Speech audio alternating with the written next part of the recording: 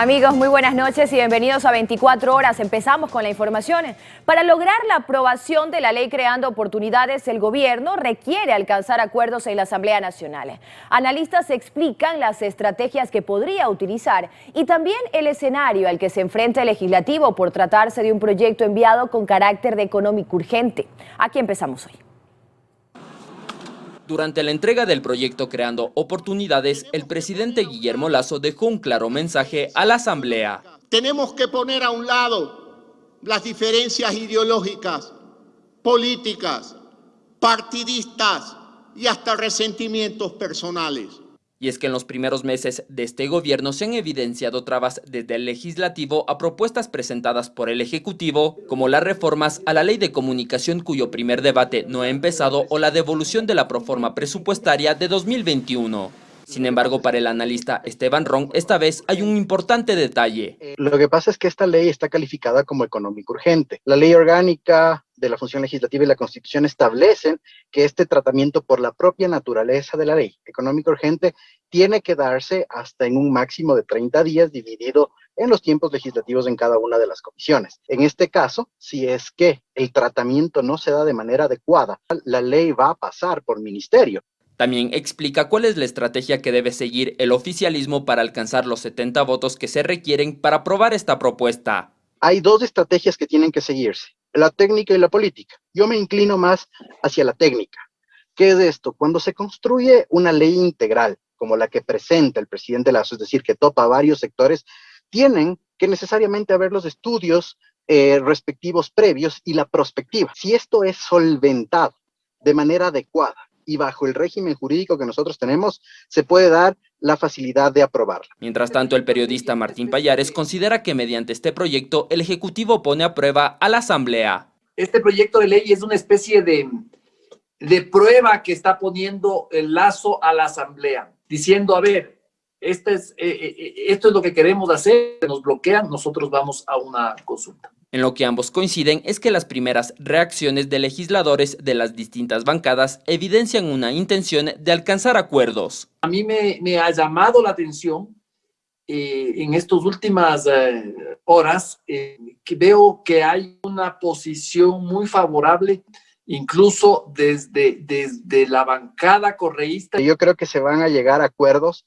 pero no sobre la base de la componenda política, sino sobre la base legislativa, es decir, de acuerdo a la ley. La ley va a unificar bancadas, criterios e ideologías. En el transcurso de estos 30 días se conocerá la postura definitiva de los asambleístas y de sus bloques legislativos. Alberto Luna, 24 horas. La Ley de Oportunidades plantea la creación de un nuevo régimen laboral, que se incluyan 3 tipos de contratos alternativos y también una jornada reducida, entre otros puntos más polémicos. Revisémoslo. Es una de las partes más sensibles de la mega ley. El mismo presidente Guillermo Lasso al presentarla habló de sus beneficios.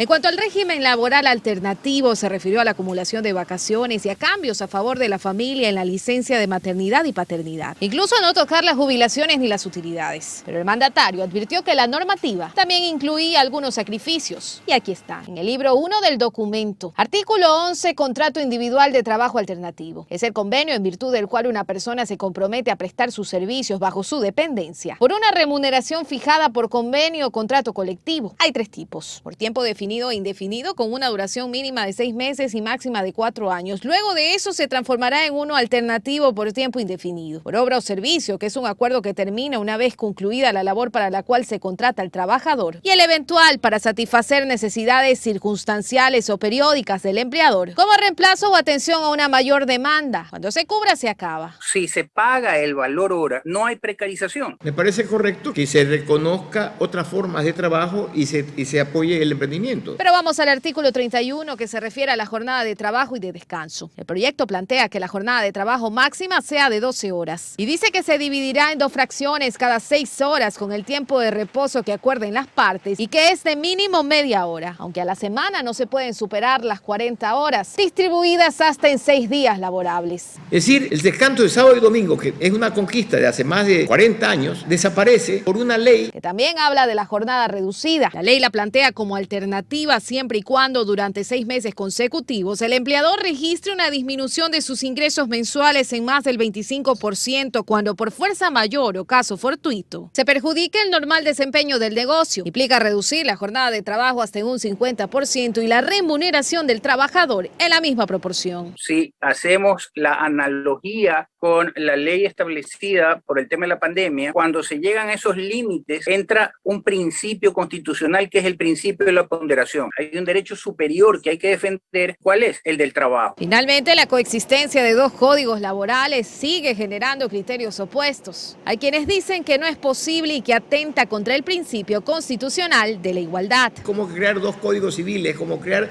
dos códigos penales, un código penal para mujeres, un código penal para hombres. Es inconcebible. Si la ley nueva dice para todos aquellos que están desempleados se genera esta ley, pues bien, ahí no hay vulneración de derecho alguno. Cabe mencionar que en el caso de que alguna empresa desvincule a sus trabajadores contratados bajo el código vigente para volver a contratarlos con el nuevo régimen, será sancionada. El proyecto dice que deberá pagar una indemnización adicional equivalente a 12 meses de la última remuneración completa del trabajador. Lo que significa que si ganaba el sueldo básico, es decir, $400, la penalización será de $4.800. Luisa María Heredia, 24 horas. El Comité de Ética de la Asamblea Nacional sesionó la mañana de este sábado, esto como parte del proceso de investigación tras las denuncias presentadas contra la segunda vicepresidenta del Legislativo, Bella Jiménez. En ese marco, fue rechazada la recusación planteada por Jiménez en contra de los integrantes del comité, Marjorie Chávez y también Freddy Rojas, además de Dalton Basigualupo. La sesión luego se suspendió. Esta es la tercera ocasión que no se llevará a cabo la presentación de pruebas de las partes. La diligencia se reinstalará el lunes. Y 7 personas fueron procesadas por el presunto delito de peculado que habría ocurrido en el Hospital del Guasmo en Guayaquil, donde hubo presuntas irregularidades en las adquisiciones de insumos en la unidad de traumatología. En la audiencia de formulación de cargos se dictó prisión preventiva para 2 funcionarios de la Casa de Salud y también se ordenó arresto domiciliario para una tercera persona perteneciente a la empresa precisamente proveedora de los insumos. En este caso también se investigará a Ana Herrera. Ella es exdirectora administrativa financiera del Hospital del Guasmo y actual directora provincial del IES Guayas. Sobre ella está vigente una boleta de captura, pero no fue hallada durante los allanamientos que hizo la policía el 23 de septiembre. Pese al abastecimiento anunciado de medicamentos para los hospitales públicos, asociaciones de pacientes con enfermedades catastróficas señalan que aún no reciben los tratamientos completos. No descartan realizar más protestas. El abastecimiento progresivo a hospitales inició hace 2 semanas, pero hasta ahora solo se han obtenido 42 de los 123 medicamentos que se necesitan.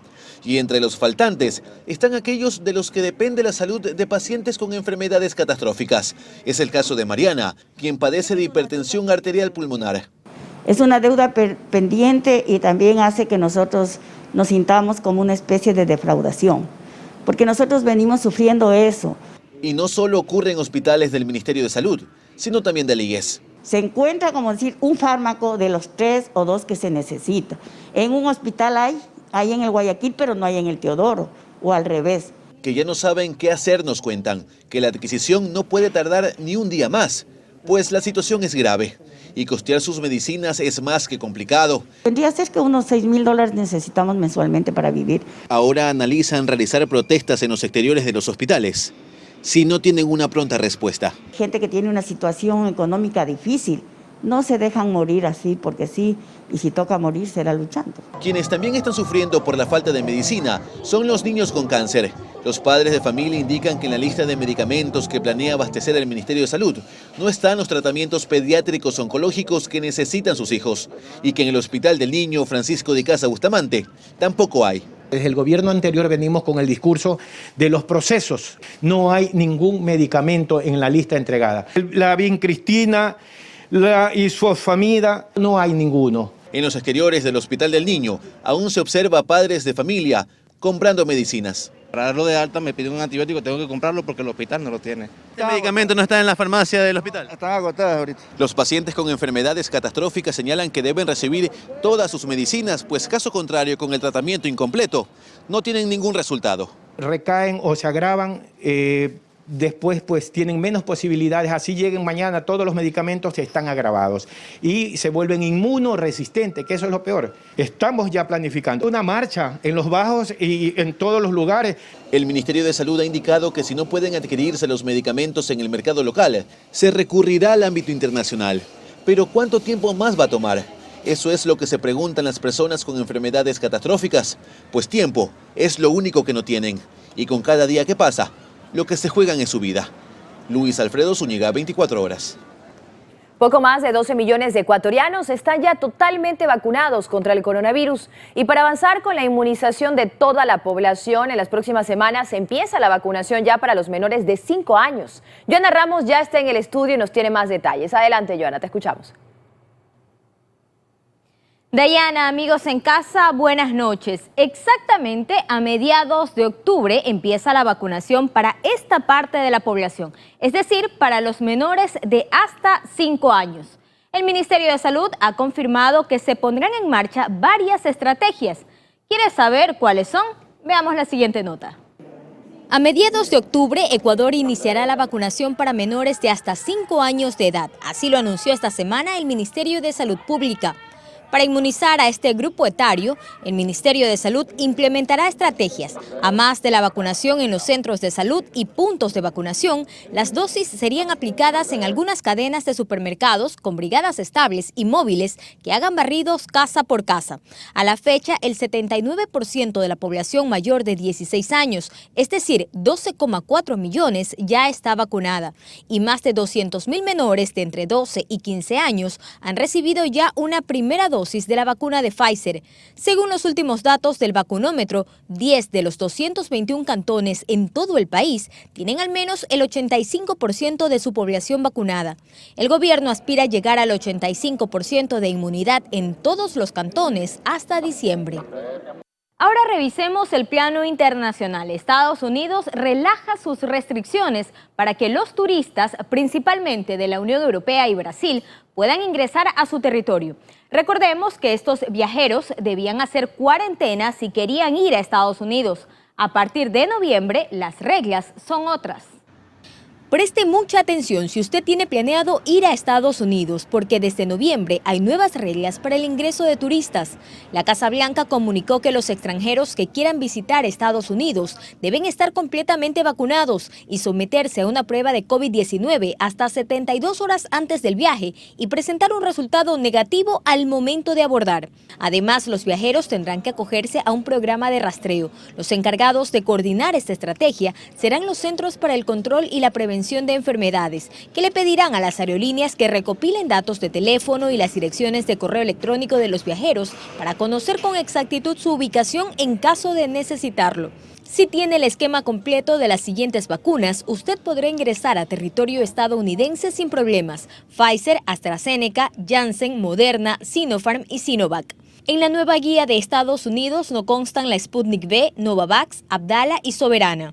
Para los estadounidenses no vacunados que regresen al país, los requisitos serán más estrictos. Tendrán que realizarse una prueba de COVID con resultado negativo al menos un día antes de viajar y otra prueba al llegar a su país. En Estados Unidos, más de 183 millones de personas ya están completamente inmunizadas. Y aunque la cifra suene alta, esto corresponde apenas al 55% de la población. Con esta noticia me despido. Muy buenas noches. Buenas noches, Joana, y muchísimas gracias por este reporte.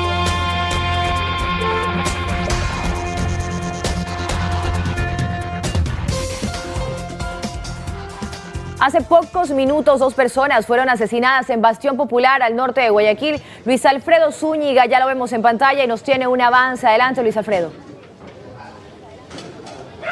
Así es, Dayana, amigos televidentes, muy buenas noches. tal como lo indicas. Los hechos violentos continúan ocurriendo en Guayaquil. Nos encontramos a esta hora en el bloque D de Bastión Popular al norte de la urbe. Lo que ha ocurrido es que cerca de las 6:30 de la tarde se registró una nueva balacera en el puerto principal que ha dejado muertos y heridos. Con esto el país se está encaminando a ser uno de los países, precisamente Ecuador, de los más peligrosos de la región. El detalle de lo que ha ocurrido esta noche y cómo va el tema de las muertes violentas, los hechos violentos en la ciudad, se los contamos en los próximos minutos. Mientras tanto, continúas con más, Dayana, en estudios.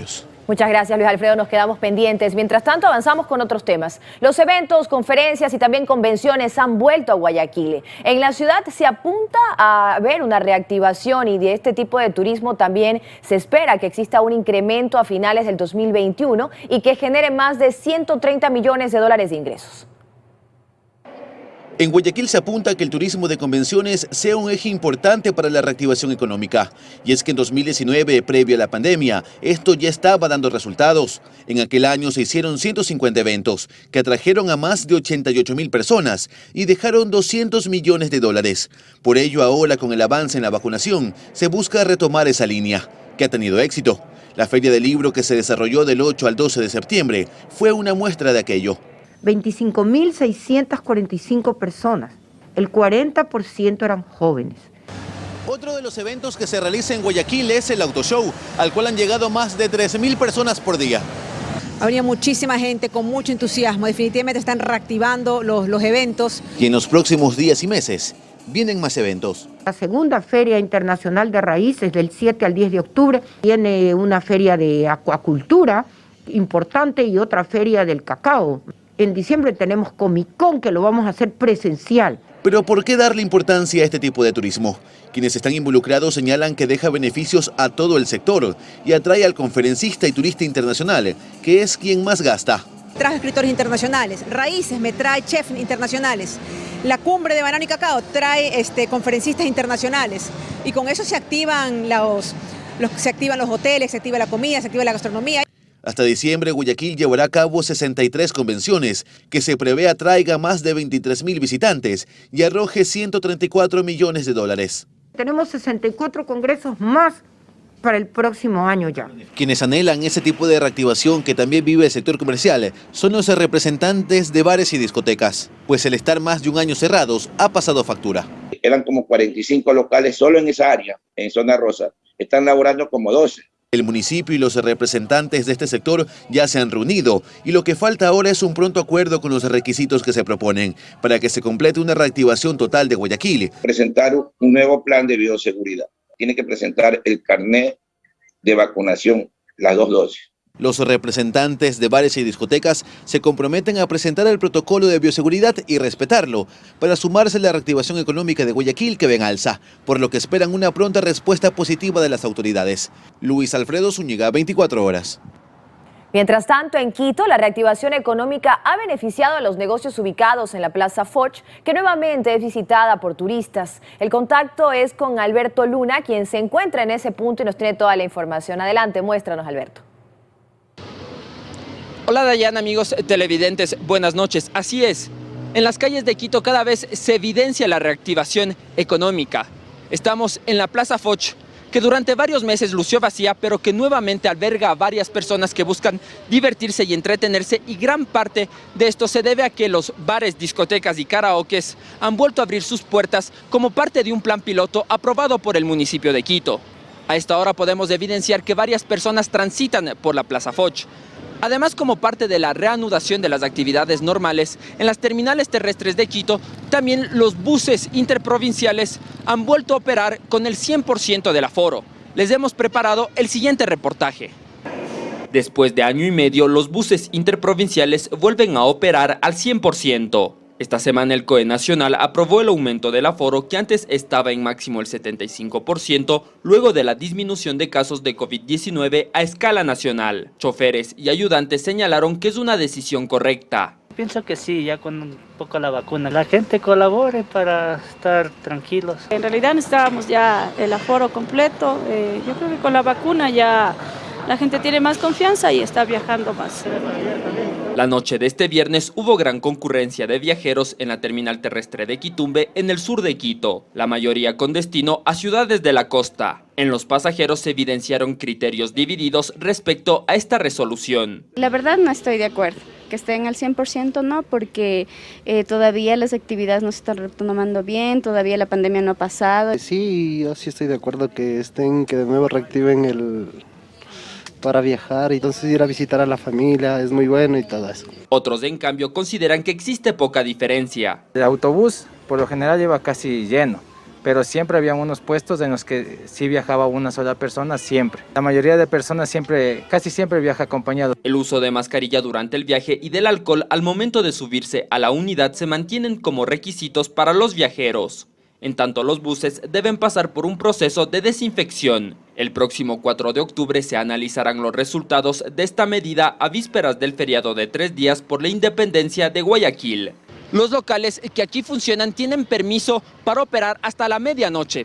Es la información que les tenemos desde la Plaza Foch. Regresamos contigo, Dayana, con más información sobre la reactivación económica del país.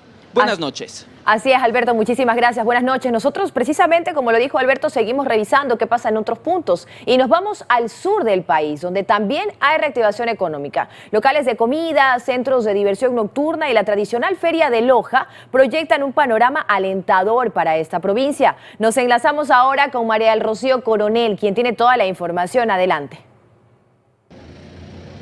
Compañeros, gracias en estudios y buenas noches. Como podemos evidenciar aquí en el sector de La Pileta, en el centro de la urbe, existe gran afluencia de personas que acuden hasta los locales de comida y los centros de diversión nocturna. Situación similar se evidenció a lo largo de la jornada de hoy en diferentes puntos de la urbe. De inmediato un informe. La disminución de contagios en la provincia de Loja y el alto índice de vacunación ha generado un ambiente propicio para la reactivación económica de diversos sectores. Propietarios de centros de diversión nocturna y restaurantes afirman que durante las últimas semanas se ha registrado un 70% de incremento en sus ventas. Creo que la gente, sobre todo aquí en Loja, está con mucha confianza ya porque hay muchos vacunados y realmente esperamos la afluencia de más gente. Que todos los negocios de este sector puedan seguirse reactivando. La tradicional Feria de Loja se realiza en esta época del año por la presencia en nuestra ciudad de la Sagrada Imagen de la Virgen del Cisne, y su edición 192 se retomó esta vez cumpliendo todos los protocolos de bioseguridad. La gente venga, compre, disfrute y también poder que la economía empiece a surgir para todos estar bien. Los emprendedores afirman que estos espacios les permiten reactivar de a poco sus negocios que estuvieron paralizados por la pandemia. Después de tanto tiempo encerrados en una pandemia, estamos reactivando la economía como emprendedores. El aforo permitido en Loja en los restaurantes y centros de diversión nocturna es del 50%, mientras que en cines, teatros y auditorios es del 60%. Desde el sector económico se espera que esta reactivación económica continúe en alza, cumpliendo por supuesto con todos los protocolos de bioseguridad. Esta es la información generada desde el sur del país. Continúan en estudios. Buenas noches. Buenas noches, María del Rocío. Muchísimas gracias por el reporte. Amigos, cambiamos de tema con información no precisamente positiva. Tal como se lo anticipábamos, una persona fue asesinada y 2 resultaron heridas. Esto en Paseo Popular, al norte de Guayaquil. La ola de criminalidad que vive esta ciudad está acercando a Ecuador a la lista de países más violentos de la región. Todo el detalle lo tiene Luis Alfredo Zúñiga, quien nos hacía un avance ya. Luis Alfredo, te doy paso para el desarrollo. Así es, ¿cómo estás, Dayana, amigos televidentes? Son las 8 de la noche con 30 minutos. Y sí, realmente son noticias lamentables. A esta hora de la noche me encuentro en el bloque de Bastión Popular en el norte de Guayaquil. Y detrás de mí, como lo pueden observar a esta hora en vivo en las imágenes, está la escena del crimen. ¿Qué fue lo que ocurrió? Nos cuenta la policía. Es que cerca de las 6:30 de la tarde, 4 personas se encontraban en los exteriores de la vivienda que observan ahí con una moto blanca en las afueras. 4 personas se encontraban ahí en los exteriores cuando, como les indicamos, cerca de las 6:30 llegan 2 personas en 2 motos y empiezan a disparar contra este grupo de personas, dando un resultado realmente fatal. Se encontraron alrededor de 15 a 17 indicios balísticos. El resultado, un adulto fallecido y 2 menores de edad heridos. Este es el último hecho violento que ha ocurrido acá en la ciudad de Guayaquil, pero como lo sabemos no es el primero. Realmente las cifras de hechos violentos, de muertes violentas, preocupan en toda la zona 8 que comprende a Guayaquil, Durán y San Borondón, y esta cantidad de hechos violentos está llevando, según analistas, a que Ecuador sea muy pronto considerado uno de los países más peligrosos de la región. El detalle en el siguiente reportaje de nuestra compañera Luisa María Heredia.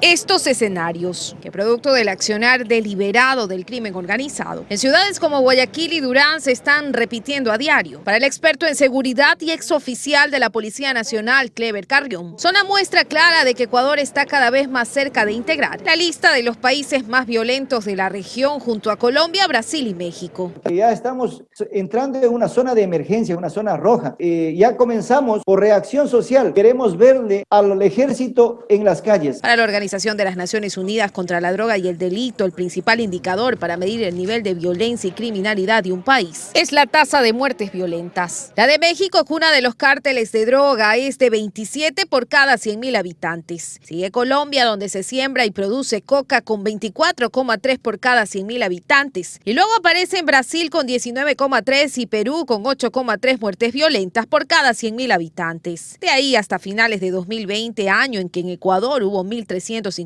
asesinatos. Venía nuestro país con una tasa de 7,7 muertes violentas por cada 100.000 habitantes, pero en lo que va de 2021 ya son 1.591 los homicidios intencionales registrados, por lo que se cree que al cerrar el año la tasa subirá en 1 o 2 puntos más. Estaríamos ya acercándonos, estaríamos por un 50% de violencia, que estamos a punto de llegar a tener zonas liberadas en nuestros cascos urbanos. Son zonas en donde la policía no tiene el poder de control, es decir, el Estado no ejerce un control. Son las zonas suburbios, las cercanías a los puertos.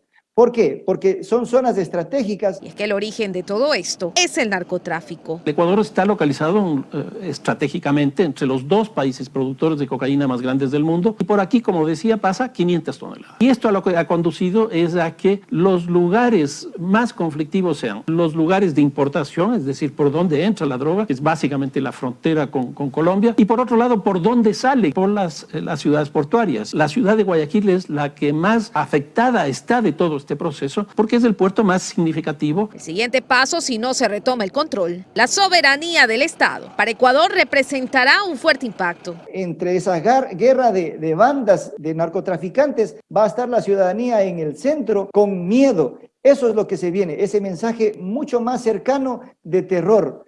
Se traspola fácilmente a otros indicadores, es decir, vamos a desmejorar económicamente, vamos a ser menos productivos, lo que hace pocos años pasaba con nuestro vecino país de Colombia. Nadie quería ir a Colombia, nadie quería ir a invertir en Colombia. Ya los gobiernos de Estados Unidos y Canadá les recomendaron a sus ciudadanos tener cuidado en Ecuador, en Guayaquil y hasta en una calle en particular, la Portete de Tarqui. Y así la mala fama empieza a regarse. Luisa María Heredia, 24 horas.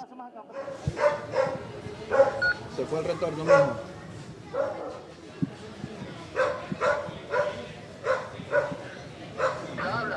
Cifras que sin duda preocupan debido a la cantidad de muertes violentas, de hechos violentos que se vienen suscitando durante todo el 2021 en Guayaquil y en Ecuador en general, que deja una muy mala imagen del país en el exterior. El último hecho violento ya se los comentábamos, una balacera que deja un muerto y 2 fallecidos en estado crítico. Mientras tanto, también a esta hora se están realizando en el Cantón Durán operativos de control por parte de la policía y también miembros de las Fuerzas Armadas. Eso es lo que se realiza también a esta hora en ese cantón. Sin embargo, pues como lo hemos visto, tanto en Guayaquil, Durán y San Borondón, esto es la zona 8, las muertes violentas, los hechos violentos no se han detenido, y lo que espera la ciudadanía sin duda es que estas acciones que se realizan, que sí se despliegan, empiecen ya definitivamente a dar resultados. Esa es la información. Dayana, continúas con más en Estudios en Vivo a esta hora. Muy buenas noches. Muchísimas gracias, Luis Alfredo, por ese reporte desde el sur de Guayaquil. Tenemos más información. Por segundo sábado consecutivo, las operaciones se suspendieron durante 12 horas en el aeropuerto Mariscal Sucre de Quito. Se realizan operativos de mantenimiento preventivo en la pista. El próximo sábado, 2 de octubre, será el tercero y último de suspensión de las operaciones de la terminal aérea.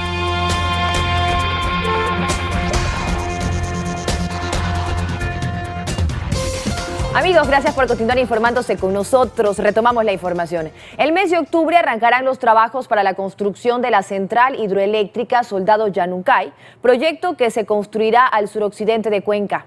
La obra costará cerca de $90 millones y generará 22 megavatios de potencia. Para el mes de octubre está proyectado inicien los trabajos para la construcción de la central hidroeléctrica Soldados Yanuncay, que será emplazado en las parroquias San Joaquín y Baños, al suroccidente de Cuenca. La semana pasada tuvimos bastantes ofertas para los ejes viales. Vamos a proceder con la adjudicación quizá a finales de este mes y el próximo mes de octubre iniciar ya las obras en el sitio. Paulatinamente van incorporándose entonces a los diferentes fases, los diferentes frentes de obra. Este complejo hidroeléctrico aprovechará las aguas del río Yanuncay para generar una potencia de 22 megavatios. La represa de Quinguayaco, 2 centrales, una central de 7 megavatios, una de 15 y la línea de transmisión que llega a Turi, a ningún otro lugar. El único punto autorizado de conexión es en Turi para entregar a través de la ciudad de Cuenca al Sistema Nacional Interconectado la energía renovable. Este megaproyecto representa una inversión aproximada de $90 millones.